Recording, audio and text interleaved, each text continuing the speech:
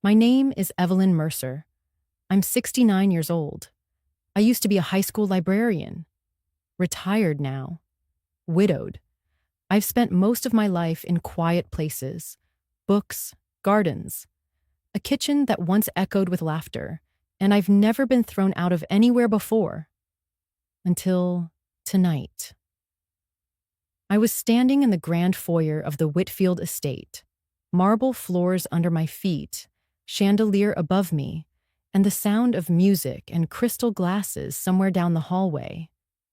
When Serenity Palmer, my son-in-law's mother, looked me up and down and said, "We can't have that at our table." Not her, not Evelyn, not even a you. That. And just like that, I wasn't a person anymore. I was a stain, a shame, an inconvenience they didn't invite but had to tolerate. I had arrived late. My blouse was wrinkled, damp from effort. There were still faint smudges of motor oil on my hands. I carried a paper bag that had begun to tear at the corner. Inside it, a simple photo frame, holding my daughter's recital picture from when she was 7.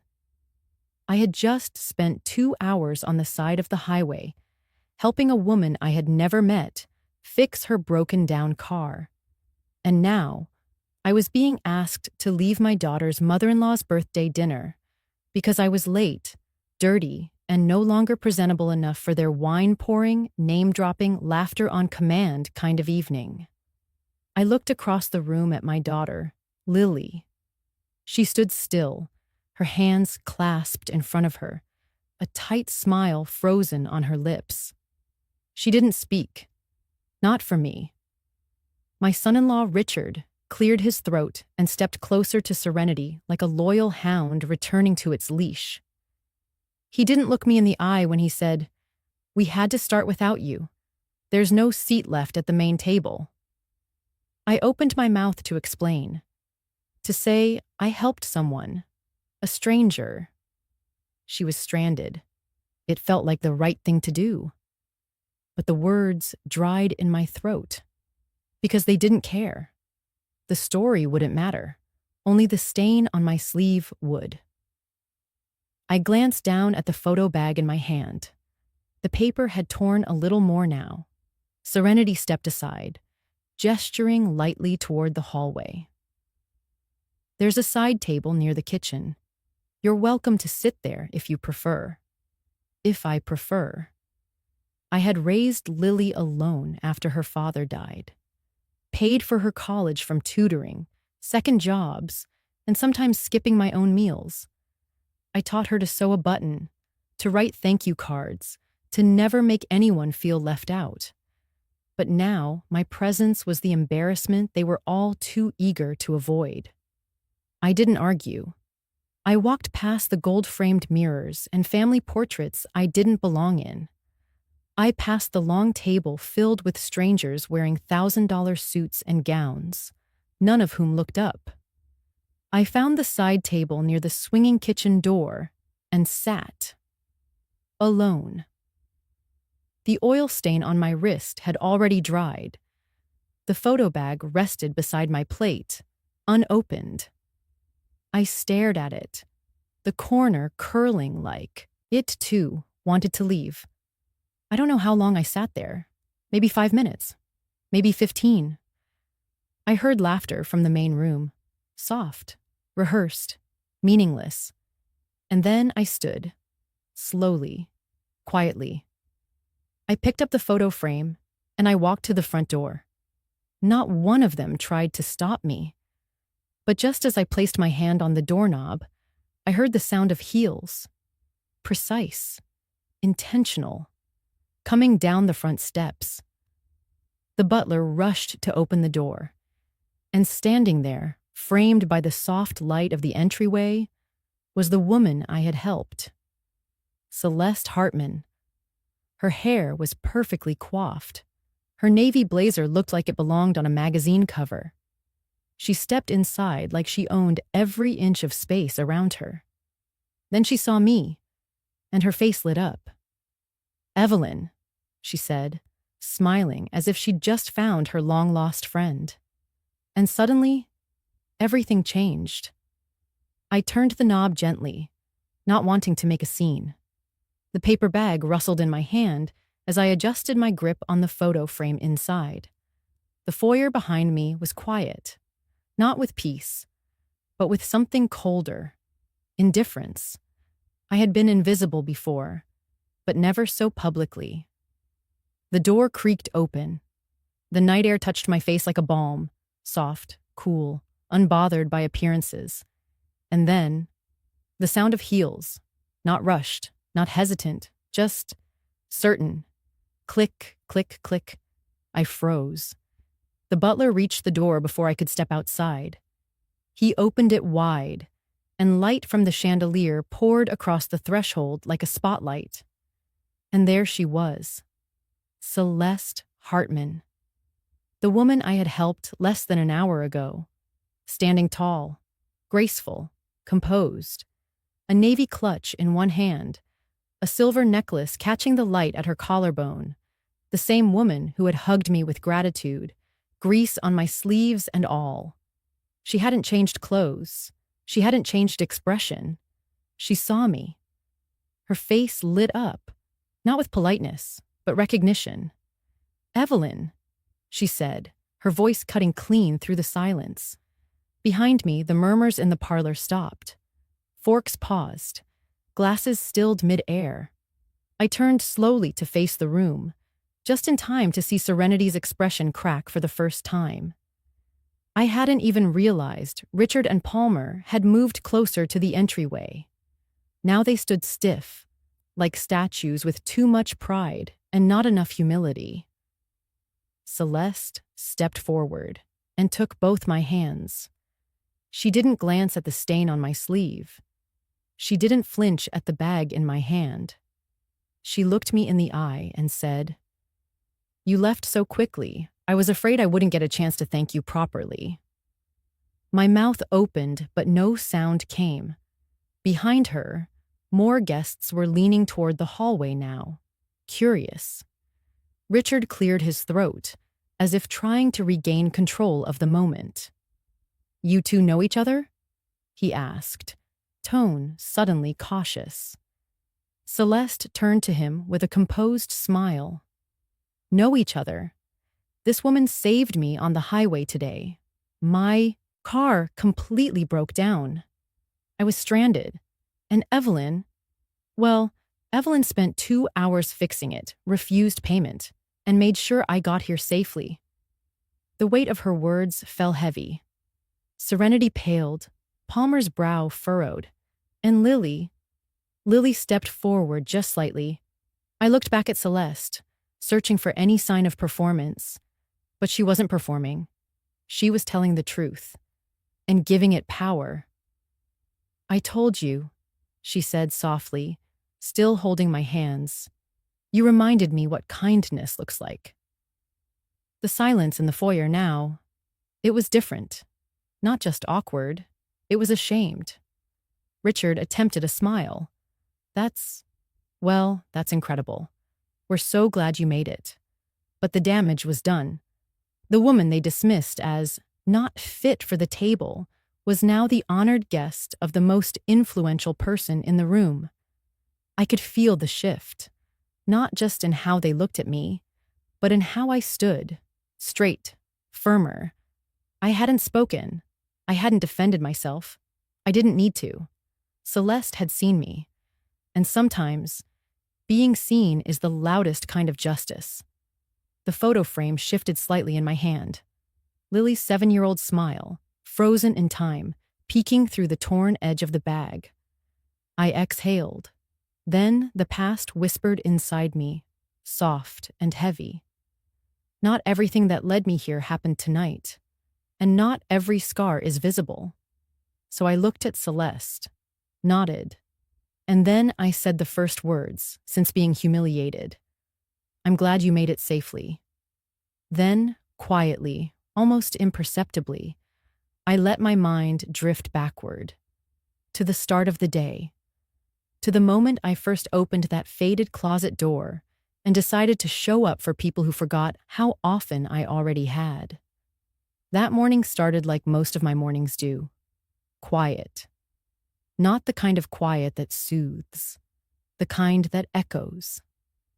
I made a single cup of coffee, poured it into my favorite chipped mug, the one Paul bought for me on our 25th anniversary from a gas station in Vermont. He had apologized for it with a sheepish smile, but it became my favorite. Now, I hold it like a ritual. The radio hummed softly in the kitchen. I wasn't really listening, just letting the noise fill a space that had been too empty for too long. The house creaked, not because it was old, but because it was tired. And maybe I was too. The envelope had come 2 days earlier. Stiff, white cardstock. Embossed. You are cordially invited to celebrate Serenity Palmer's 70th birthday. Formal, elegant, cold. It didn't say, "We'd love to have you." It didn't say, "Lily hopes you'll come." Just a return address I'd never memorized, because I'd never been invited there more than twice. But what stung most wasn't the invitation. It was the text that followed. From Richard. Short, polished. "Hi, Evelyn. You're welcome to join us Saturday. Business casual, please. Dinner starts promptly at 6. No greeting. No warmth. Just expectations. Like I was an obligation they couldn't avoid, but wanted to manage." I had stared at the message longer than I care to admit. I hadn't responded right away, because something inside me, something tired and proud, whispered, "You don't have to keep showing up where you're not wanted." But something else, something older, stronger, softer, said, "Lily will be there." And so I went to the closet. The clothes I wore to church still hung there, untouched since Paul's funeral. I reached for a navy blouse, simple and pressed. The kind that said I tried, but not too hard. The blazer still fit, though a bit tighter around the shoulders than I remembered. I ran my hand over the fabric, brushing off invisible dust. I caught sight of myself in the mirror. A woman with soft gray hair and tired eyes stared back. I touched the edge of the glass, like I was trying to feel the version of me that once smiled more. The version that held Paul's hand in the grocery store, for no reason at all. The one who sat in bleachers at every dance recital and clapped loudest, even when Lily forgot the steps. The one who didn't hesitate when her phone rang. Because back then, someone always wanted to talk. Now, texts came with periods instead of affection, and calls were rare. I opened the top drawer of Paul's dresser. His watch sat inside, still ticking. I hadn't wound it in years, but somehow it never stopped. I lifted it gently, fastened it around my wrist. He used to say, "As long as this thing keeps ticking, we're not done yet." So maybe I wasn't done yet either. I made myself a simple sandwich to take in the car, slipped a modest gift into a paper bag. An old photo of Lily from her first recital, newly framed. She was 7 in that picture. Bangs too short because I'd tried to trim them the night before. But she was smiling like nothing else in the world mattered. I folded the bag carefully. It wasn't expensive, but it was ours. And maybe that still counted for something. My phone buzzed on the counter. Richard again. "Don't be late. Serenity values punctuality." I stared at the screen, let the words sit there like a dare. Then I turned it face down, slid my keys into my purse, checked the mirror once more. Not for vanity, for courage. And I walked out the door, still unsure if they wanted me there, but absolutely certain that I was still someone worth showing up, even if they couldn't see it. Yet. I had parked the car in the driveway, but I hadn't turned the engine on yet. The envelope was still on the passenger seat, and the paper bag with the frame lay just behind it, tilted slightly, like even it didn't want to stand up in that house. I reached over and pulled it onto my lap. The bag crinkled softly. I peeled the folded top back and slid out the frame, careful not to smudge the glass with my fingers. The photo inside hadn't faded. Not yet. Lily, 7 years old. In a pink tutu. On a stage built in the back of the community center, standing slightly apart from the rest of the girls, because she'd forgotten the routine halfway through and turned the wrong direction. But her arms were raised. Her smile was wide. And in the crowd, I had clapped like she was the star of the New York City Ballet. She had cried afterward, embarrassed, and I had held her and whispered, "No one remembers the steps. They'll only remember how you smiled." She believed me. Back then, she always did.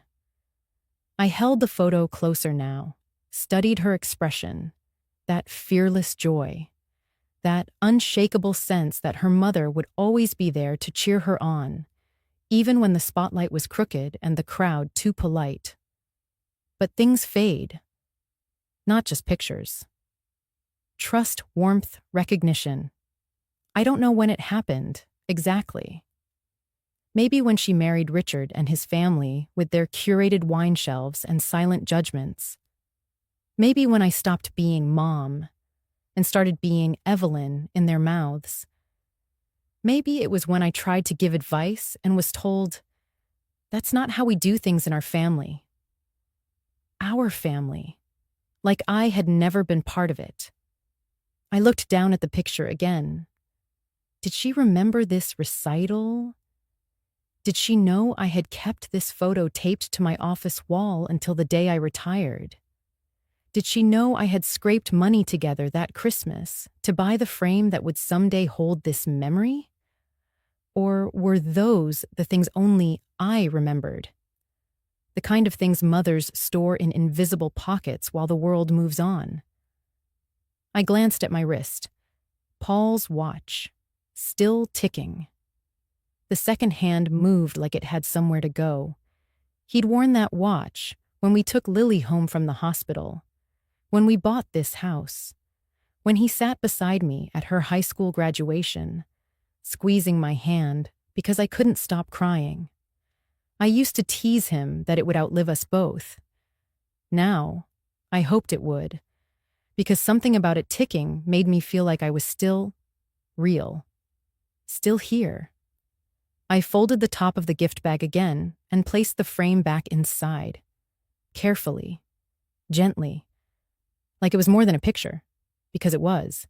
It was proof that I had been there, at every stumble, every milestone, every moment that shaped the woman Lily had become.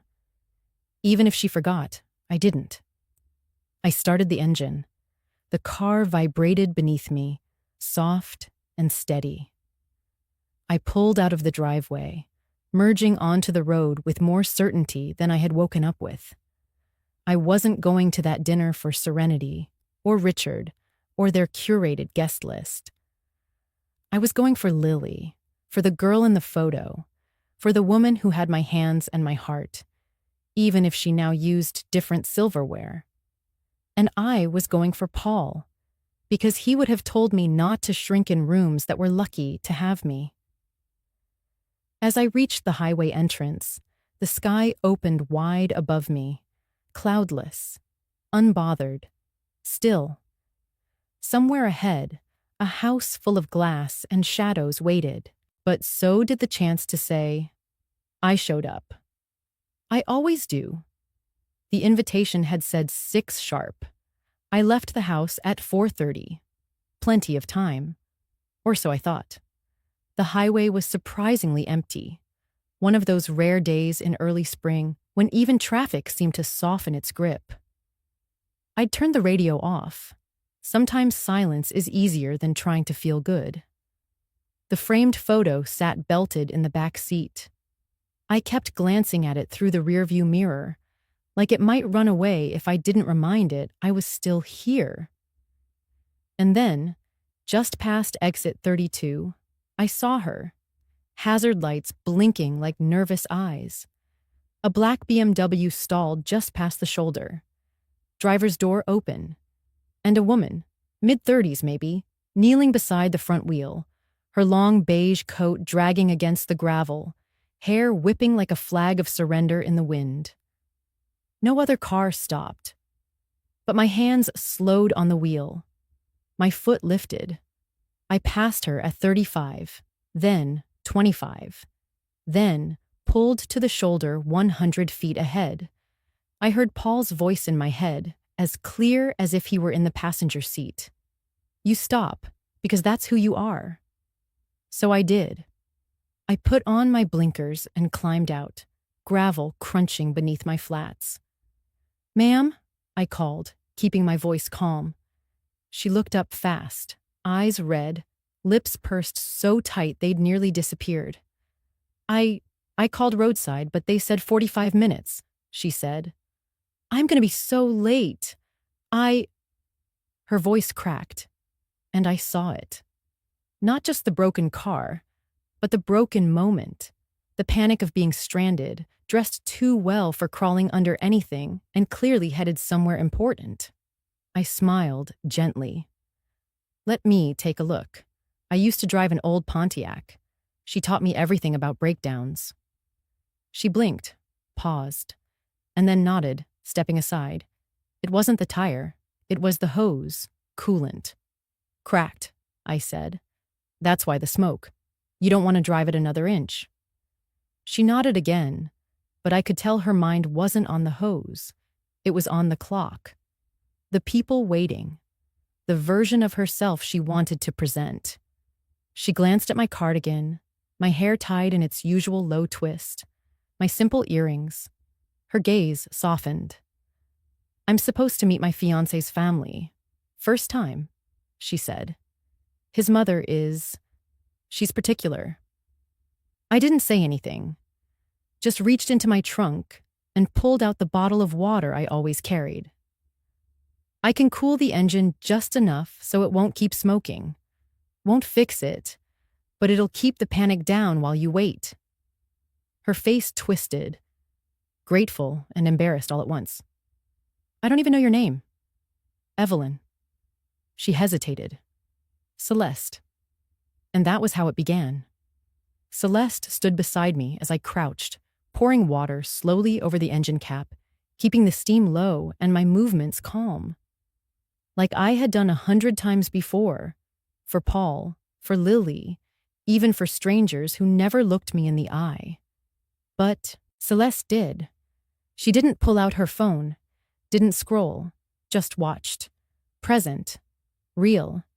And when I handed her a pack of tissues from my glove box and said, "Fix your lipstick before you go meet the dragons," she laughed.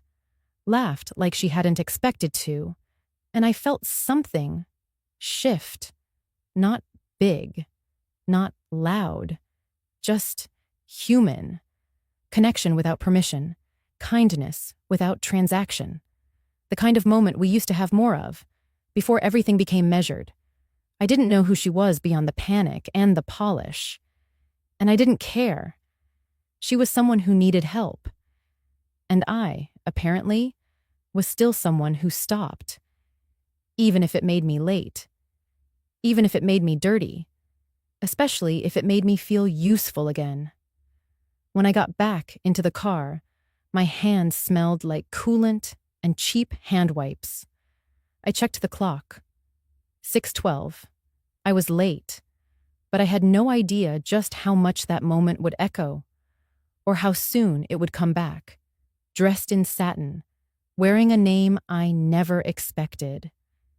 Her name was Celeste, the kind of name you picture embroidered on silk, not shouted over engine smoke. But there she was, her fingers trembling as she clutched her beige coat closed, crouched beside a BMW that hissed like a wounded animal. I'd already soaked both palms in coolant and old oil. My sleeve was streaked. My knees ached from crouching on gravel. But I didn't rush. Because I knew this wasn't just about a car. And neither was I just someone passing by. When I offered her the old folded towel from my trunk, she laughed lightly. "You keep towels in your car?" she asked. "Among other things," I smiled. "Bandages, a fruit knife, a photo of my daughter when she still needed me." She didn't answer right away, just dabbed the sweat on her temple. Then quietly, "You're very prepared."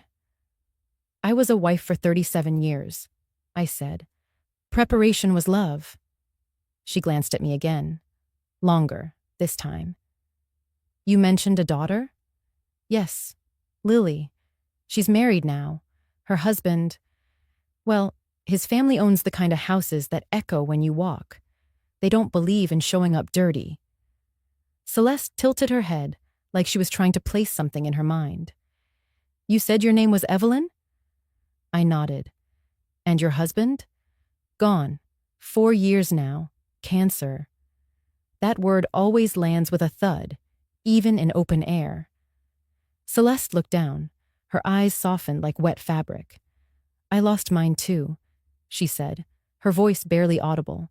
"Almost 2 years. Car crash. Drunk driver." I froze, then slowly sat on the edge of my trunk, ignoring the grease on my skirt. "I'm so sorry." She looked up. "I haven't said that out loud in months," she whispered. "Everyone just stopped asking." "They always do," I said. And we sat there, 2 women on the side of the highway, knees dusty, palms dark with engine oil, bound not by blood, but by absence. 2 women who'd been someone's everything, and then no one's anything. For a moment, the BMW was quiet. So was the traffic. Only the wind moved. "I don't know why I'm telling you this," she said. "You probably think I'm a mess." I looked at her, straight in the eyes. "No, Celeste. I think you're human." She blinked hard, then exhaled. "That's rare these days." We didn't say much after that, just packed up the tools. I gave her a bottle of water and showed her how to check for coolant leaks next time. And when I offered to stand behind her car as she reversed, make sure no one came too close, she smiled again.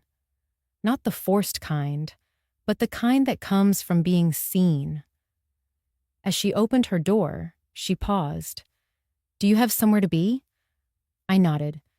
"Dinner, with my daughter, and the dragons." She laughed. "Then you're late." "I am." "Worth it?" I looked at my hands. Grease under my nails, sleeves stained, hair windblown. I thought of Lily's voice when she used to say, "You're always fixing things, Mom." And Paul's hand on mine when he whispered, "You always stop for people who don't even say thank you." And I nodded. "Yes, worth it." She looked at me again like she wanted to say something more, but instead she just said, "I hope they see you." And with that, she drove off. I stood there for a moment longer, hands dirty, heart full. There was a time in my life when being covered in grease would have embarrassed me. But now? It reminded me I still had purpose, still had hands that could help, still had enough strength to lift someone, even if just for a minute. I climbed into the car and took one last look at Paul's watch on my wrist. 6:18. The dinner had already begun. I turned the key in the ignition. The photo of Lily in the back seat fell forward again. I adjusted it, then drove toward whatever came next. I was 17 minutes late. The valet boy stared at my hands, dark with engine dust, despite how hard I'd scrubbed them with the wet wipes from my glove box. My skirt, once cream, had a large gray stain at the hem. I adjusted my cardigan to cover what I could. But there's only so much hiding a woman like me can do. The Palmer estate was bigger than I remembered, all clean white pillars and trimmed hedges, the kind of place that smelled like silence and scented candles, even from the driveway. The moment the front door opened, the hush was immediate. Lily didn't greet me. She just blinked twice, and then stepped aside. Inside, everything gleamed. Floors polished like mirrors. Tables set in perfect symmetry. Crystal glasses, name cards, centerpieces that cost more than my monthly grocery bill. And eyes. So many eyes. Not just looking, scanning, judging. The worst weren't the ones that glared. It was the ones that looked straight through me, as if I were the ghost of some irrelevant past. "She's here," someone whispered. Near the piano, Serenity Palmer turned around slowly. Daughter of a real estate mogul, my son-in-law's mother, draped in blue silk, diamonds like icicles on her ears. Her gaze stopped at my shoes, then rose, slowly, painfully, like she was bracing herself against an unpleasant odor. "I suppose we all make choices," she said, her voice smooth like cold butter. "Some choose to be on time. Some choose grease." I didn't respond, not out of weakness, but because I knew my silence would echo longer than anything I could say. Lily still hadn't spoken, still hadn't moved. So I stepped toward her and gently held out the gift bag in my hand. It was small, just a modest craft paper wrap with a gold ribbon. "For your new home," I said. She took it, didn't open it, just clutched it like it was too heavy. "It's nothing much," I added, voice low. "Just something from your childhood room." Still nothing, just that silence again. Until Serenity stepped forward and glanced at the bag. "Oh," she said flatly. "A photo frame." Not just a frame. Inside was the only photo I still had of Lily holding her first pet.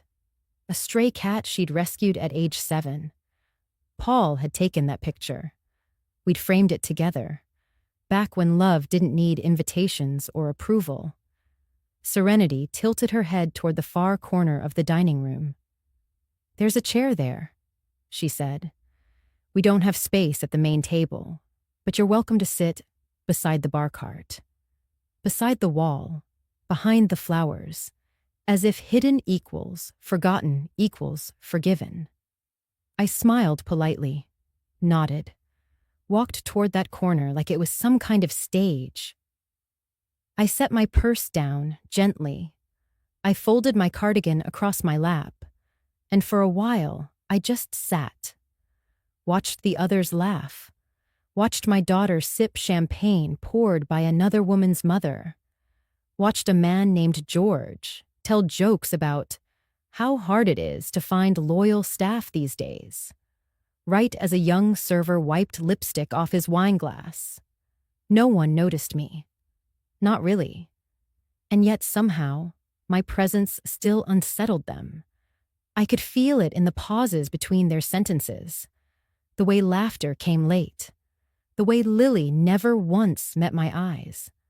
Until finally, Serenity raised her glass and said, "To class, to taste, and to always knowing your place."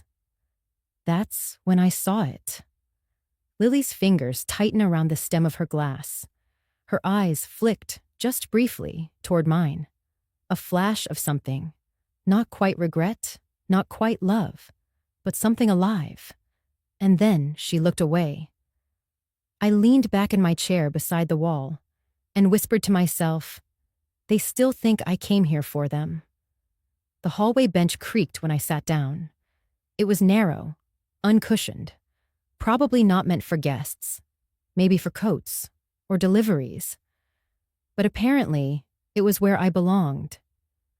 Behind me, the door shut with a click, soft but definitive. I was outside. They were inside. The music resumed. Faint violins.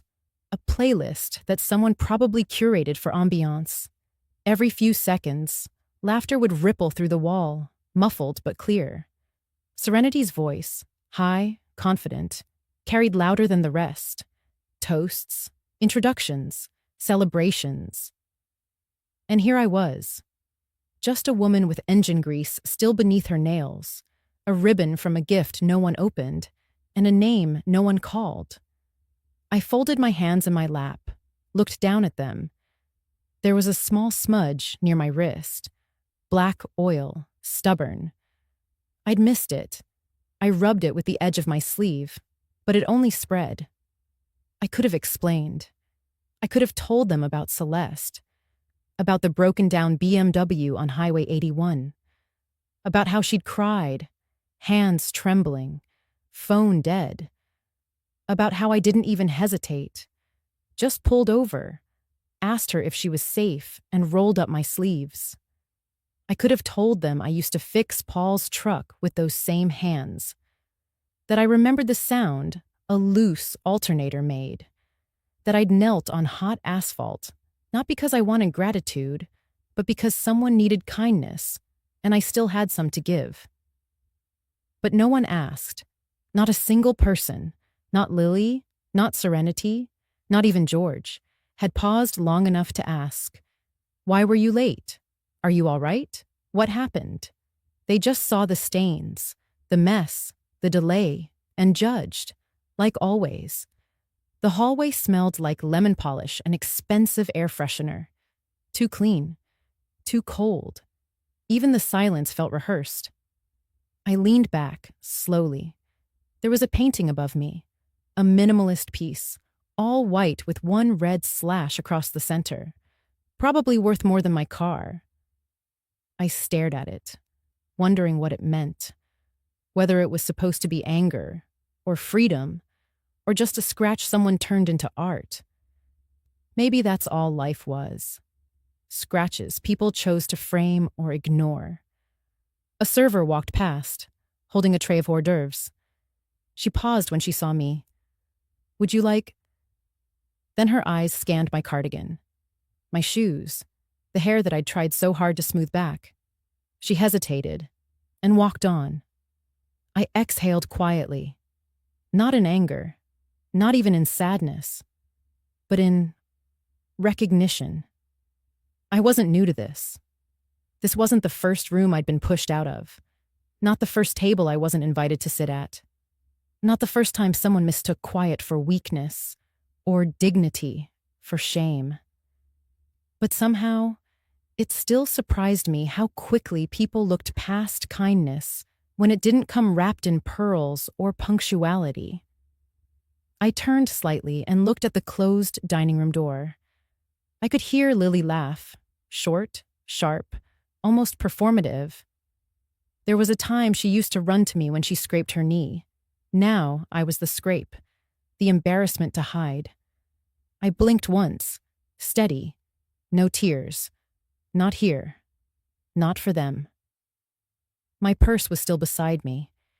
Inside, the small velvet pouch with Paul's watch, the one I wore when I needed to feel his steadiness. It ticked softly, as if reminding me, "You're still here." I touched it gently and whispered to myself, "They didn't ask because they never cared about the answer." The dining room fell into a hush. I felt it, even before I heard the silence. It moved through the walls, like a ripple. A pause. Then, the music stopped. Something, or someone, had entered. I sat still on the bench in the hallway, spine straight, breath steady. My fingers rested on the pouch inside my purse, the one with Paul's watch ticking like it always did when the world tried to silence me. The door opened, not wide, just enough for me to hear the heels click across the polished floor. Slow, deliberate. Not the sound of a guest arriving late. The sound of someone who knew they were supposed to be seen. I turned my head, and there she was, Celeste, hair still windswept from the road, her blazer slightly wrinkled. A faint smudge on her blouse from the hood latch I told her not to touch. But her eyes, they held the kind of calm I hadn't seen in years. Not fear, not confusion, but direction. She stopped in the doorway, her gaze scanning the room. From where I sat in the hallway, I could see Serenity rise, confused. George stood behind her, half step forward, unsure whether to greet or question. Lily, my daughter, didn't move at all. Celeste's voice carried like polished glass. "Excuse me," she said softly. "I believe someone very important is sitting outside this room." Every head turned. She walked past Serenity, past the crystal centerpiece, past the stunned murmurs and furrowed brows, straight to me. And then, without asking, without hesitating, she knelt down, her designer slacks brushing the floor. She looked at my hands, still stained with grease. Then she smiled. "I was hoping I'd find you." I didn't speak. I couldn't. Her arms wrapped around me, warm, firm, like I was something sacred, not something stained. She didn't flinch, not at the dirt, not at the smell of oil, not at the cardigan pressed with highway wind. "I told you," she whispered. "You saved me today. Now let me stand with you." Behind her, the room watched in frozen silence. I heard someone whisper, "Who is she?" Someone else murmured, "Isn't that—" Celeste turned her head slightly and raised her voice, this time for the entire room to hear. "My name is Celeste Danvers. My father was Michael Danvers. Some of you may remember him. And this woman right here," she paused, her hand still resting on my shoulder, "is the reason I made it here tonight." A silence, sharper than any insult, fell across the table. Celeste stood up, straightened her blazer, and extended her hand. "May I escort you back inside, Evelyn?" My name, said like it meant something, said like it belonged here. I rose slowly, not because I was unsure, but because I wanted every second of this to land where it needed to. Celeste didn't just walk beside me, she walked slightly behind, like I was leading. As we entered the dining room again, I saw Serenity's face freeze. George blinked, confused. Lily, my Lily, looked away. And just before I passed the table, Celeste leaned toward Serenity and smiled. "You should really learn how to treat people who pull over on highways." Serenity didn't respond, didn't need to. Power had walked in, and it hadn't come dressed in pearls or a nameplate. It came covered in oil, with a kind smile, and quiet hands that still remembered how to fix something. That night, I didn't sit by the hallway. I sat at the center of the table, and for the first time in a very long time, they all listened. I hadn't seen a room fall this silent since Paul's memorial. Except now, no one was grieving. They were witnessing something they didn't know how to label. Celeste placed her napkin on her lap as if she had done this 1,000 times. She didn't glance around for permission. She didn't wait for someone to invite her into the circle. She simply sat beside me, like that seat had always been hers. Lily's eyes flickered toward mine, then back to her water glass. Serenity lifted her wine slowly, but I could see the tremble in her wrist. No one spoke. Celeste broke the silence, her voice calm, unshaken. "I was on the side of Route 19 for over 30 minutes. She began, folding her hands on the table. Not one person stopped, not even to check if I was alive. She glanced across the table. Except her. She nodded toward me. She pulled over in the dirt, stepped out in her flats, hands shaking, engine still running. She asked me if I was all right, not like someone looking for a thank you, but like someone who actually cared. No one dared cut in, not George, not Serenity. Celeste continued, each word landing with a quiet, precise weight. She didn't know who I was. She didn't ask. She didn't care about how I looked or what car I drove. She saw another woman in trouble and chose to stop. Then she turned to me. You gave up your evening for a stranger. That's real class. She paused. And then, softer, she added, that's what family used to mean. The room tightened around those words. I saw Serenity shift in her seat, the napkin in her lap clenched like a flag of surrender. I didn't come here tonight to start anything, Celeste said gently. But I won't sit here while someone like Evelyn is treated like a burden. Her words hung like a quiet verdict. I sat still, hands folded, saying nothing. I didn't need to. Sometimes justice arrives wearing perfume and pearls, not armor. Across from us, George finally cleared his throat. We didn't know. Celeste looked at him. You didn't ask.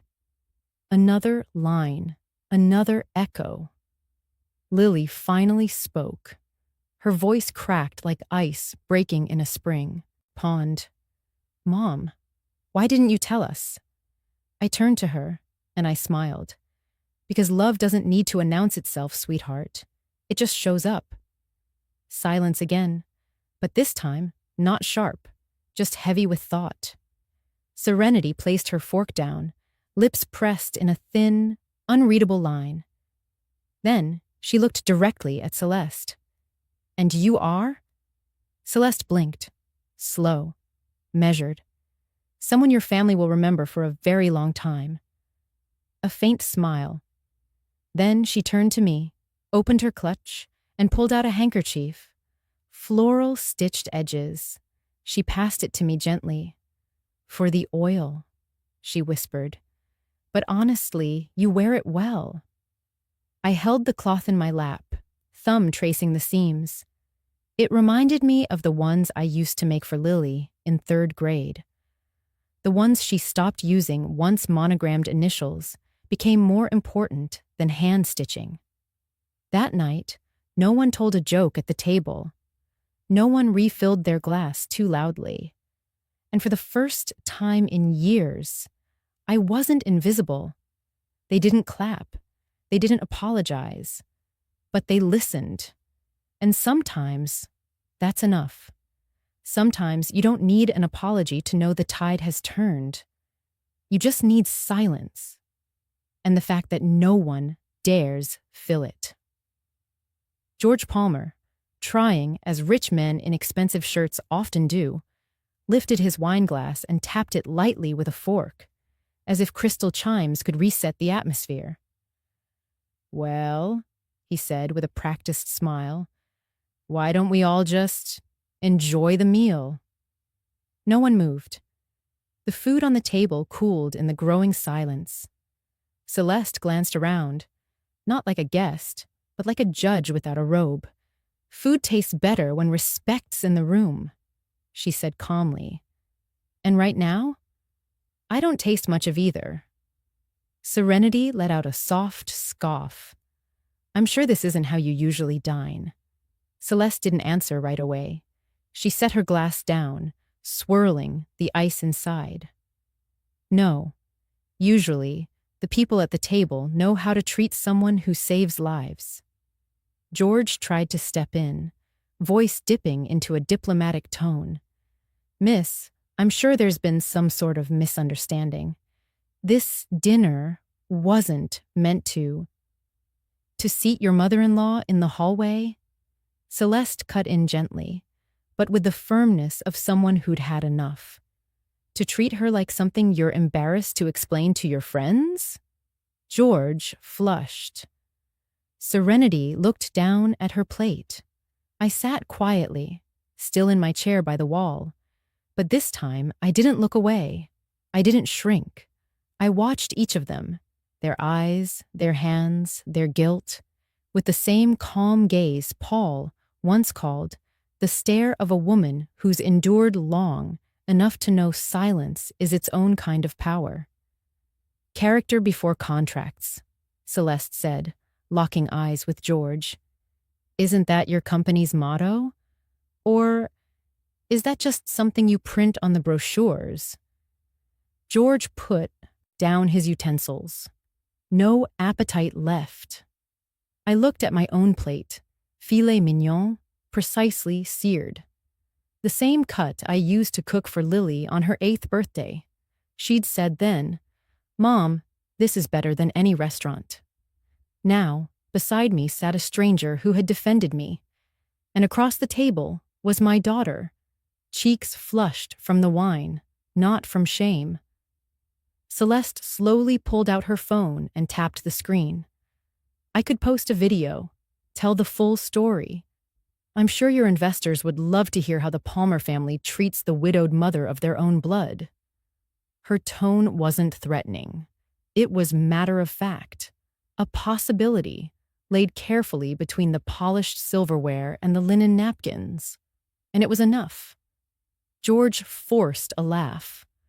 "I don't think that'll be necessary." "Neither did Evelyn," Celeste replied. "But here we are." I blinked, not from tears, but because the chandelier light had caught the face of my watch. Paul's watch, still ticking, still reminding me, time doesn't stop just because people do. Lily turned toward me, as if seeing me for the first time that night. "Mom, I didn't mean for it to be like this." I nodded, slowly. But I didn't speak. I had sat at too many tables where my name wasn't on the guest list, yet I was always the last to clean up after everyone had gone. Now, I didn't need words, because someone else had spoken enough truth for all of us. Serenity always had a way of speaking, like she was smoothing out wrinkles. Voice sweet, tone calm, and not a single word that actually took responsibility for anything. She reached across the table, placing her palm down, flat, like she was trying to ground the room. "I think maybe there's just been a misunderstanding," she said. "It's been a stressful week for everyone, and when Evelyn showed up late, looking the way she did, we just assumed—" Celeste raised an eyebrow. "You assumed?" Serenity smiled, that tight smile women are taught to give when they're trying not to look petty. "Yes, we didn't know what had happened. We didn't mean to offend anyone." Celeste looked directly at her, then glanced at me. I stayed quiet. My silence had weight now, and I had no intention of using it carelessly. Serenity kept going, her voice clinging to politeness like it was a life raft. "I just thought maybe she was late because she didn't care much about the dinner. And it's not like we said anything cruel. We simply asked her to sit outside so she could freshen up and join later if she wanted." Celeste exhaled slowly, not in frustration, but in disbelief.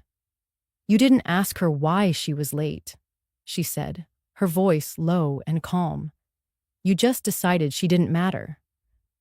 The room stilled again. That kind of stillness that stretches between people who can't quite accept they're on the wrong side of a line. Serenity's eyes widened slightly, like someone just told her the portrait above the fireplace wasn't actually hers to hang. "Evelyn," she turned to me now, softer. "I didn't mean for it to come across like that, truly." I watched her face, scanning for truth beneath all that composure, and I remembered something my late husband once told me. People don't have to shout to hurt you. Sometimes they just speak over you. Celeste didn't let the moment slip. She arrived here after helping a complete stranger stranded on the side of a road. While you were choosing centerpieces, she was using her bare hands to get a smoking engine back to life. She could have left me there, but she didn't. No one spoke, not even Lily. And in that silence, I realized something. I had always thought I was invisible in their world. But maybe I wasn't invisible. Maybe I was just inconvenient. Serenity reached for her wine glass, then thought better of it. Her voice came out smaller now. "I thought you were just trying to make a scene." I nodded slowly, Not because I forgave her, but because I finally saw her for who she was. You've always been polite, I said gently, but politeness isn't kindness, and it certainly isn't love. Serenity stiffened at that, but said nothing. George looked down at his watch, and Lily, my daughter, finally opened her mouth. "Why didn't you tell us?" she asked. Her voice cracked in a way that made me feel both sad and tired. I smiled at her, a tired smile. "Would you have asked?" No one answered, because the truth is, when people decide your presence is an inconvenience, your absence becomes a relief. And they don't check in. They don't wonder. They just move on. Celeste folded her napkin slowly and stood. "Well," she said, "I think I've overstayed my welcome." Then she turned to me and added, quietly but firmly, "You're more welcome in my life than anyone at this table seems to deserve."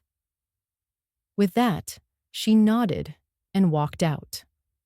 And for the first time in that house, I didn't feel the need to chase after someone. Because she had seen me. Because she had spoken what no one else dared to say. Because she reminded them, and me, that being dismissed doesn't make you small. And being kind doesn't mean you're weak. I stood up. Slowly.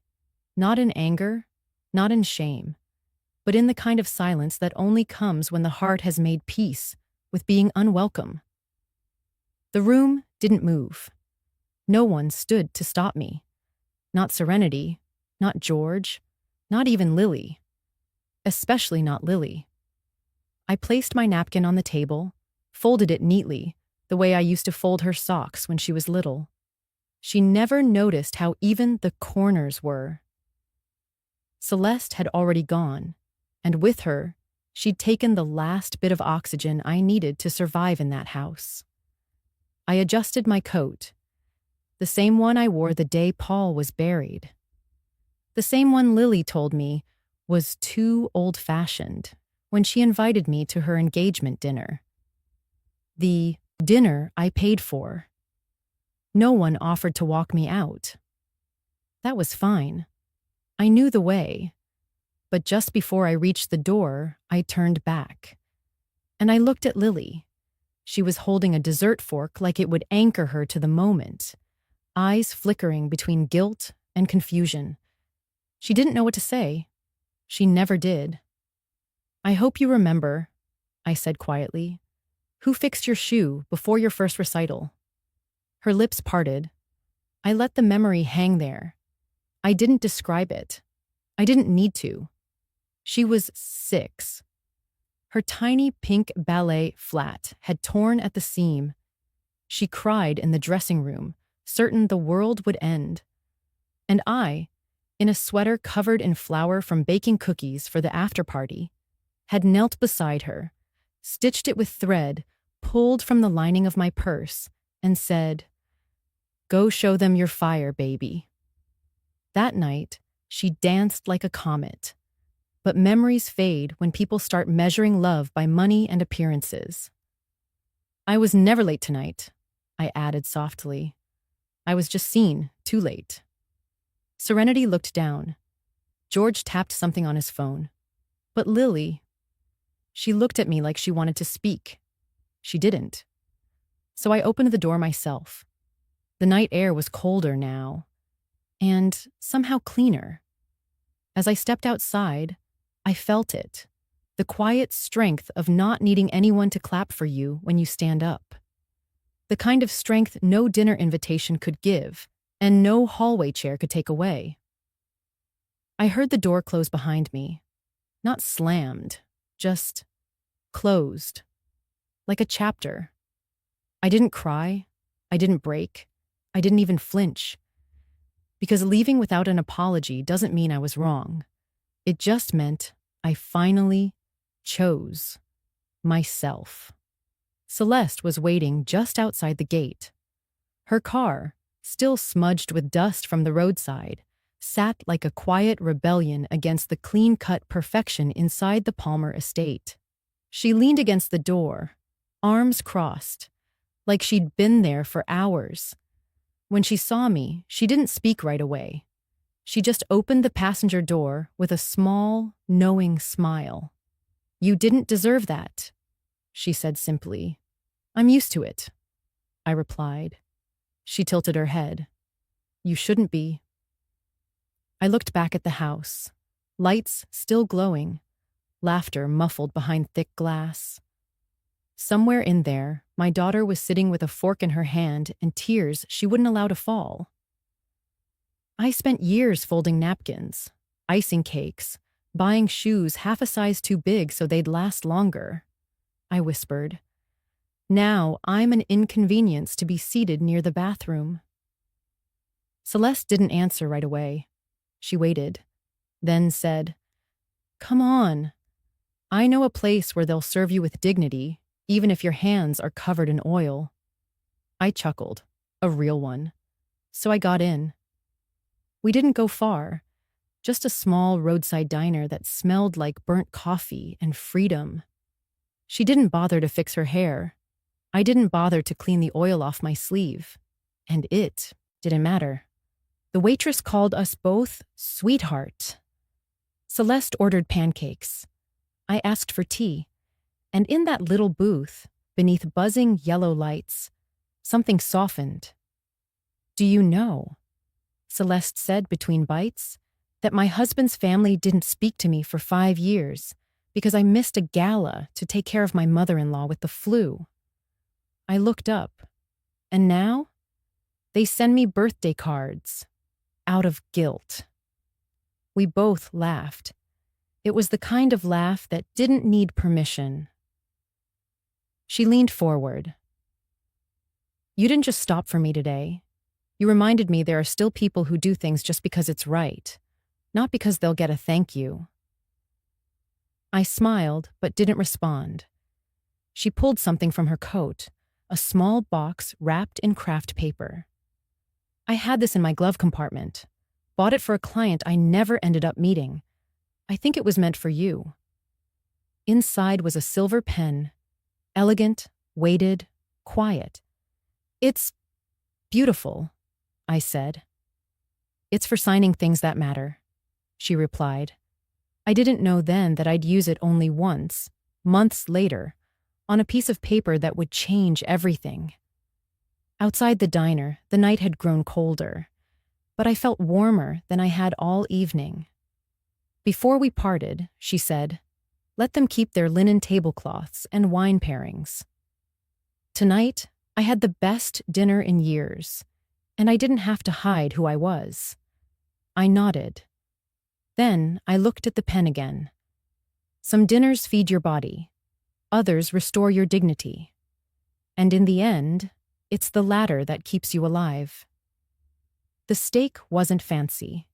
It came sizzling on a chipped white plate with a sprig of something green that wasn't parsley and wasn't trying to be. The waitress set it down like she'd done it 1,000 times before, not with attitude, just with practiced hands. Across from me, Celeste smiled and tucked her napkin in like she was at a 5-star gala. "This place has better manners than that mansion," she said, cutting into the meat. I laughed quietly. "At least no one here tells you to sit by the bathroom." She grinned. "Exactly." It was the kind of place with linoleum floors and jukebox music that nobody paid attention to. The kind where conversations didn't bounce. They soaked into the walls. I liked it. Celeste poured ketchup onto her plate without shame. "You know what I kept thinking about?" "What's that?" "Back at that house, everyone kept talking about contracts and legacy and the look. But none of them noticed your hands." I looked down at them. The oil stains had faded now, mostly. My skin still smelled faintly of steel and something like burnt rubber. Celeste continued, "Your hands looked like someone who's built things, fixed things, held people." "I've held a lot of things," I said softly. "Feet during fevers, letters from the bank, my husband's hand when the doctor said, stage 4, and Lily's little shoes before her first recital. The soul was peeling, so I glued it back and told her the stage would never know. Celeste didn't say anything, just nodded. A silence fell between us, not awkward, full. Then I looked up. Why did you stop? Excuse me? On the side of the road, when your car broke down. Why did you pull over there instead of waiting for your assistant or husband? Celeste chuckled. Because I was running. I raised an eyebrow. She sliced another piece of steak. Not from anything dramatic, just from the life that people expected me to love. I was supposed to attend a charity ball with my husband's family. The same people who once asked me to whiten my teeth before a family photo. That's, I started. She held up a hand. I know. But that night, I just didn't want to go. So I made up a meeting, took the car, told myself I'd break down somewhere quiet and just sit.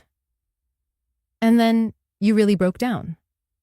Funny how life listens. We both laughed again. Then I pulled out the little object that had sat in my purse all evening. I placed it gently on the table between us. Paul's watch. It still ticked. She looked at it, puzzled. My husband's, I said. It's always been 5 minutes slow.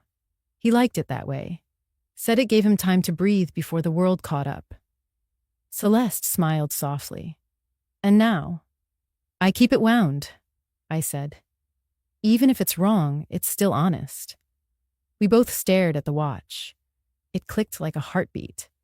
She finally whispered, You know, Evelyn, what you did today, for me and back at that house, it was more than kind. It was brave. I shook my head. I just did what I would have wanted someone to do for my daughter, if she were the one broken down. Celeste set her fork down and looked at me. Really looked. But they didn't ask why you were late. They didn't ask anything. They didn't have to, I said quietly. They'd already decided. Another beat of silence. Then she leaned in. You said earlier you've held a lot of things. Let me ask you something. Who's been holding you? I didn't answer, but I think she knew. Outside the diner, a cold wind stirred. Inside, we asked for dessert. Just 2 spoons, 1 slice of pie. And the watch ticked on. Not perfect, just steady. When I got home that night, the house was quiet. Not the hollow kind of quiet like the Palmer estate, no. This quiet felt earned, like a deep exhale after holding your breath too long. I hung up my coat by the door. The sleeves still smelled faintly of engine grease and diner coffee. I didn't mind. I'd stopped minding things like that a long time ago. On the hallway table sat the photo of Lily when she was 6. Tutu crooked, 1 shoe, just a little off-center. I used to keep it there to remind myself of when she still reached for my hand. Now, it reminded me of how much we forget what people do for us when no one's watching. I walked to the kitchen, lit the small candle Paul used to call the night light for grown-ups, and placed his old watch next to it. Still ticking, still 5 minutes behind, still loyal in its own imperfect way. That watch had outlived its owner, outlived the houseplants we both forgot to water, and outlasted the love in my daughter's voice. But it was still ticking, and so was I. I sat down with a cup of lukewarm tea and opened my phone. A single message blinked at the top of the screen. Celeste, you reminded me good people still exist. I read it twice, then 3 times, and suddenly it hit me. It wasn't about being seen. It wasn't about being thanked. It was about not losing who you are just because others fail to recognize it. That night, I didn't cry. I didn't write long reflections in a journal. I didn't clutch my pearls and ask why life had turned out this way. I just sat still. And for the first time in a long time, the stillness didn't ache. I thought of serenity, all sharp smiles and cold rules. I thought of Palmer, who couldn't decide whether to defend his wife or his shame. And I thought of Lily, my daughter, who had once danced with feet I kept warm, who had once leaned on me like I was the only tree standing in a storm. And now, I was just another coat hung behind the kitchen door of her new life. But here's the thing, no one tells you when your children grow up. Sometimes, letting them go is the kindest thing you can do for yourself. I picked up Paul's watch, held it against my palm. The ticking felt like footsteps walking beside me. "You were never late," I whispered. "You just weren't invited." And still, you showed up. That was the kind of love I'd always given, the kind that didn't wait for applause, the kind that fixed shoes before recitals, the kind that stopped on highways, the kind that walked away, not because it wasn't strong enough to stay, but because it was finally strong enough to leave. The candle flickered once, like a nod from the universe. I didn't know what tomorrow would bring. But I knew one thing. I would never sit by a bathroom door again, just to be near people who forgot how much I once carried for them. I would sit at tables where hands are dirty, hearts are soft, and no one has to apologize for being real. I didn't slam the door when I went to bed. I just closed it gently, like the ending of a book you loved, but no longer needed to reread.